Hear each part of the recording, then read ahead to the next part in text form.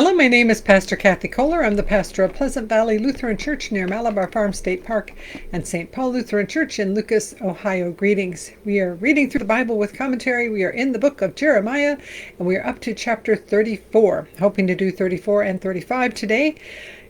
They are kind of in the middle. We had this little section in the middle that we just finished that talks about this terrible things are coming, but someday there will be a restoration and a hope. We're past that now and into the Babylonian siege is still happening, and Jeremiah is still making predictions. The word that came to Jeremiah from the Lord when King Nebuchadnezzar of Babylon and all his army and all the kingdoms of the earth and all the peoples under his dominion were fighting against Jerusalem and all its cities. So very specifically, this is when they were under siege. This would have been around 588 BC, after the first deportation of 597, before the second major deportation of 587. Verse 2, Thus says the Lord, the God of Israel, Go and speak to King Zedekiah of Judah, and say to him, Thus says the Lord, I am going to give this city into the hand of the king of Babylon, and he shall burn it with fire. And you yourself shall not escape from his hand, but shall surely be captured and handed over to him. You shall see the king of Babylon eye to eye, and speak with him face to face, and you shall go to Babylon. Yet hear the word of the Lord, O King Zedekiah of Judah. Thus says the Lord concerning you. You shall not die by the sword, you shall die in peace. And as spices were burned for your ancestors, the earlier kings who preceded you, so they shall burn spices for you, and lament for you, saying, Alas, Lord, for I have spoken the word, says the Lord. And then there's a footnote on the burning spices. And spices were burned as there was a burning or shall burn. So apparently part of the mourning ritual was to have a burning, and the burning would include burning spices. Now, don't think that's a cremation kind of burning. That's more a ritual burning. Verse 6, Then the prophet Jeremiah spoke all these words to Zedekiah, king of Judah, in Jerusalem, when the army of the king of Babylon was fighting against Jerusalem and all the cities of Judah that were left, Lachish and Azekah, for these were the only fortified cities of Judah that remained. So during the siege, Jeremiah went to the king and said, You're going to see the king of Babylon face to face, and you're going to get deported, and you're going to die, but you're going to die after you've been deported, and there will be a ritual, traditional burning for you. Verse 8, The word that came to Jeremiah from the Lord after King Zedekiah had made a covenant with all the people in Jerusalem to make a proclamation of liberty to them, that all should set free their Hebrew slaves, male and female, so that no one should hold another Judean in slavery. And they obeyed. All the officials and all the people who had entered into the covenant, that all would set free their slaves, male or female, so that they would not be enslaved again. They obeyed and set them free. So it says in the book of the law that we read earlier that a Hebrew slave could only be taken as a slave for a short period of time and only in payment for debt, not a permanent slavery, and that at some point you had to set them free. So they've said, okay, we will set them all free. Verse 11, But afterward they turned around and took back the male and female slaves they had set free, and brought them again into subjection as slaves. The word of the Lord came to Jeremiah from the Lord. Thus says the Lord, the God of Israel, I myself made a covenant with your ancestors when I brought them out of the land of Egypt, out of the house of slavery, saying, Every 7th year each of you must set free any Hebrews who have been sold to you and who have served you 6 years. You must set them free from your service. So as we read in Deuteronomy and Leviticus, a Hebrew person could sell themselves into slavery because they were broke, but they could only be enslaved for 6 years, and then they were required to set them free. They could not have permanent slaves. But your ancestors did not listen to me or incline their ears to me. You yourselves recently repented and did what was right in my sight by proclaiming liberty to one another, and you made a covenant before me in the house that is called by my name.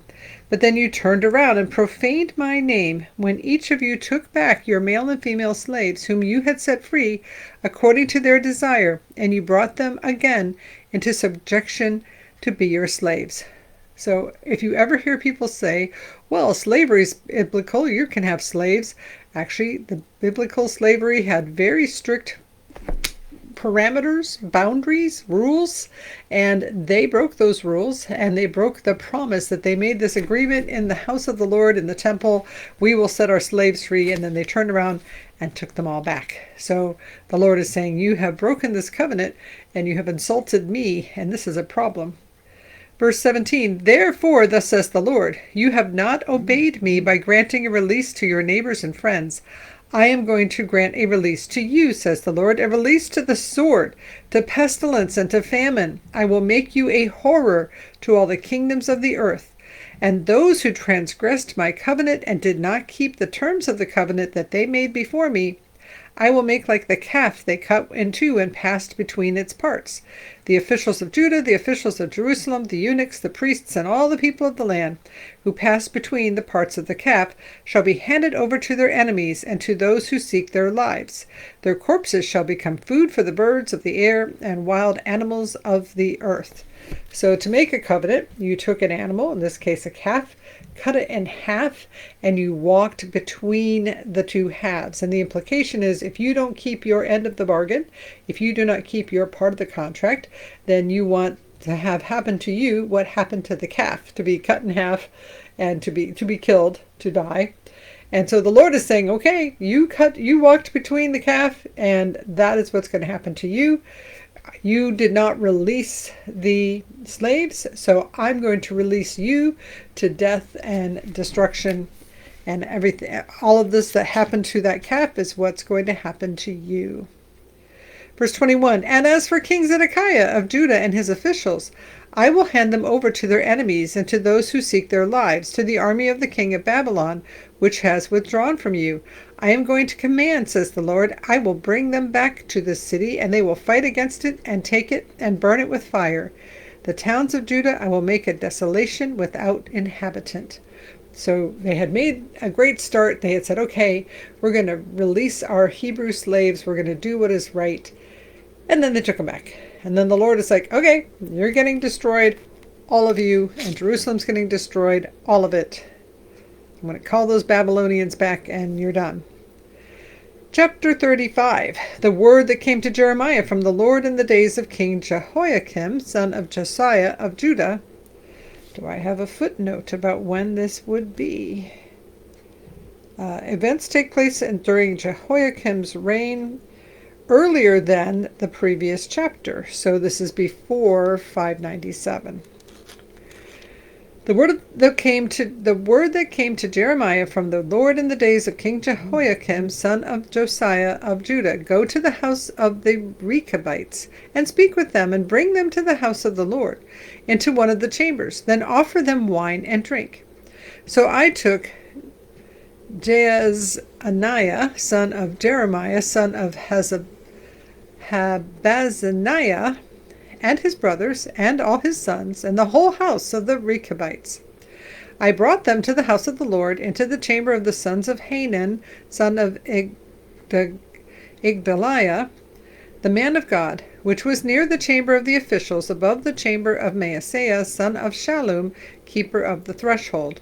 Then I set before the Rechabites pitchers full of wine and cups, and I said to them, have some wine. But they answered, we will drink no wine, for our ancestor Jonadab, son of Rechab, commanded us, you shall never drink wine, neither you nor your children, nor shall you ever build a house or sow seed, nor shall you plant a vineyard, or even own one, but you shall live in tents all of your days, that you may live many days in the land where you reside. We have obeyed the charge of our ancestor Jonadab, son of Rechab, in all that he commanded us, to drink no wine all our days, ourselves, our wives, our sons, or our daughters, and not to build houses to live in. We have no vineyard or field or seed, but but we have lived in tents and have obeyed and done all that our ancestor Jonadab commanded us. But when King Nebuchadnezzar of Babylon came up against the land, we said, Come, let's go to Jerusalem, for fear of the army of the Chaldeans and the army of the Arameans. That is why we're living in Jerusalem. So Jeremiah is told by the Lord, take these people, bring them to the temple, offer them wine.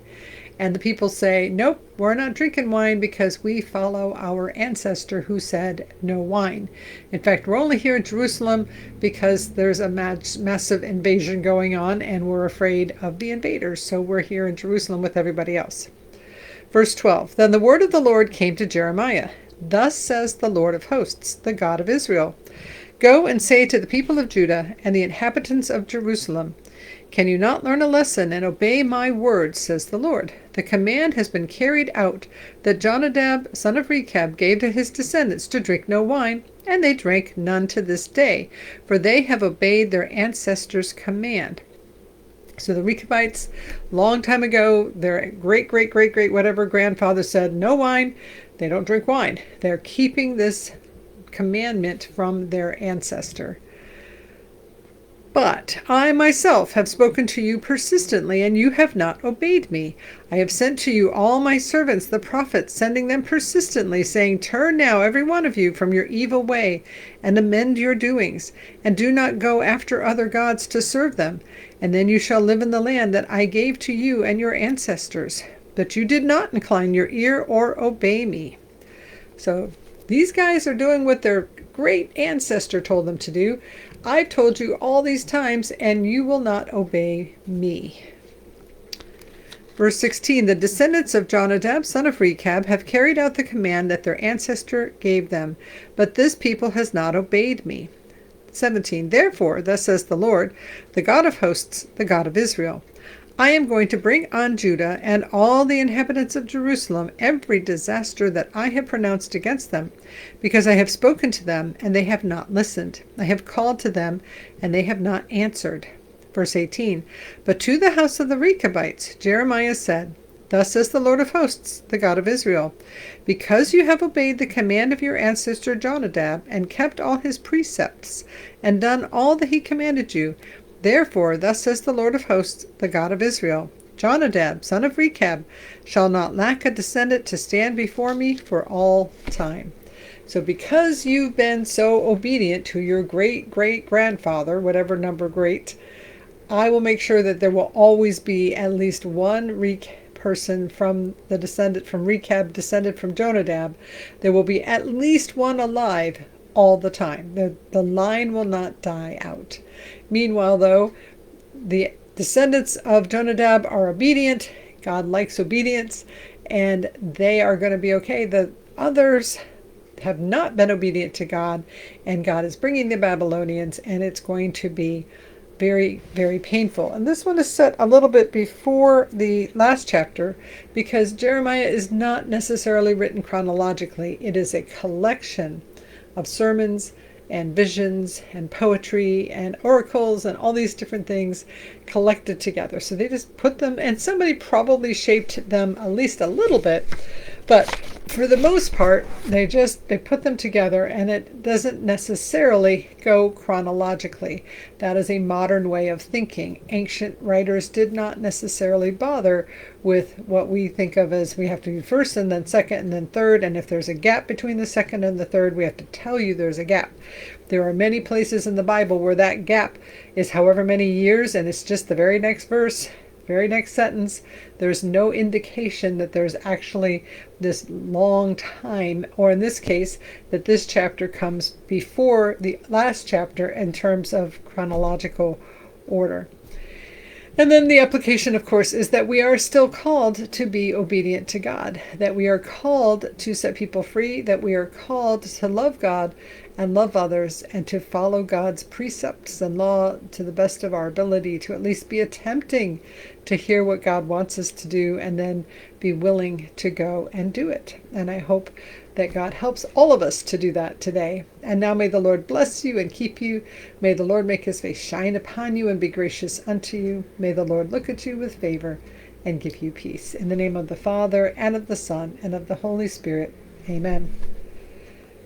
Go in peace, like, subscribe, and comment. Thank you so much for being here, and we'll see you again next time.